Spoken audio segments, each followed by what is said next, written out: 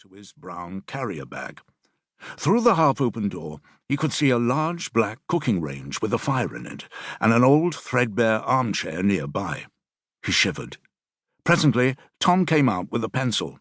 "You can put that old bag down," he said gruffly. "You ain't going no place else." Willie did so, and Tom handed him the pencil. He stared blankly up at him. "Go on," said Tom. "Told you before, I ain't got all day. Now make a mark so's I know where to put a peg, see?" Willie made a faint dot on the wall beside the hem of one of the large coats. "Make a nice big un so's I can see it clear like." Willie drew a small circle and filled it in. Tom leaned down and peered at it. "Neat little chap, ain't you? Give me your mackintosh, and I'll put it on top of mine for now." With shaking fingers, Willie undid his belt and buttons, peeled off the mackintosh, and held it in his arms. Tom took it from him and hung it on top of his greatcoat. He walked back into the front room. "Come on," he said. Willie followed him in. It was a small, comfortable room with 2 windows. The front one looked out onto the graveyard, the other to a little garden at the side. The large black range stood solidly in an alcove in the back wall, a thick, dark pipe curving its way upward through the ceiling. Stretched out beneath the side window were a few shelves filled with books, old newspapers, and odds and ends, and by the front window stood a heavy wooden table and 2 chairs. The flagstone floor was covered in a faded crimson, green, and brown rug. Willie glanced at the armchair by the range and the objects that lay on top of the small wooden table beside it. A pipe, a book, and a baccy jar. "Put that stool up by the fire and I'll give you something to eat." Willie made no movement. "Go on, sit down, boy," he repeated. "You got wax in your ears?"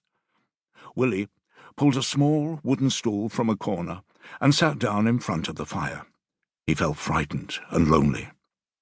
Tom cooked 2 rashers of bacon and placed a slab of bread with the fresh bacon dripping beside it onto a plate.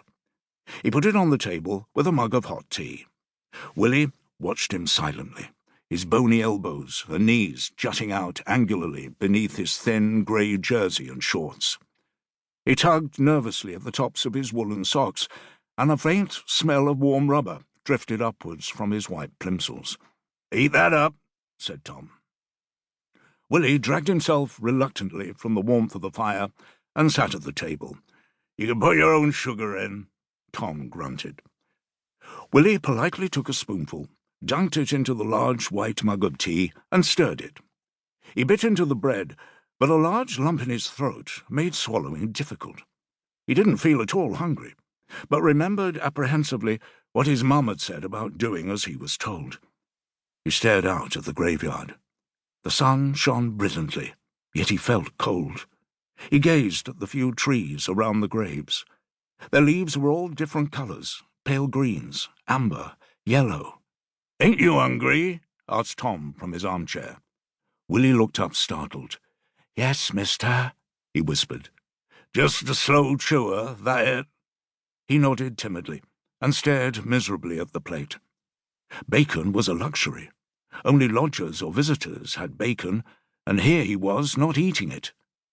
"Maybe you can chew it more easy later." Tom beckoned him over to the stool. "Put another spoon of that sugar in, boy, and bring that tea over here." Willie did so and returned to the stool. He held the warm mug tightly in his icy hands and shivered. Tom leaned towards him. "What you got in your bag, then?" "I dunno," mumbled Willie. "Mum packed it. She said I weren't to look in." One of his socks slid halfway down his leg, revealing a large multicoloured bruise on his shin and a swollen red sore beside. "That's a nasty old thing," Tom said, pointing to it. "What gave you that?" Willie paled and pulled the sock up quickly. "Best drink that before it gets cold," said Tom, sensing that the subject needed to be changed. Willie looked intently at the changing shapes of the flames in the fire and slowly drank the tea. It thundered in his throat in his attempt to swallow it quietly. Tom left the room briefly and within a few minutes returned. "I gotta go out for a spell. Then I..."